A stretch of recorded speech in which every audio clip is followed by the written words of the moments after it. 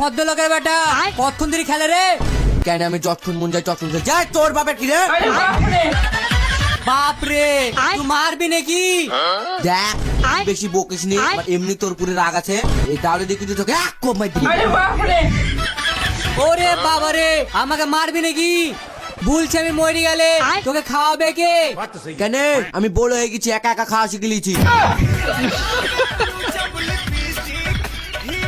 বড় হয়ে গেছিস তো ছোট ছেলের মতন ঘুরছিস কেন? ও আব্বা আমি কোটি ঘুরছি, এরকম আমি লক্ষ্মীতে বসে আছি। বলুন বাপের পুরো চিটারি, তোকে মারবো আমি ইট ছুরি।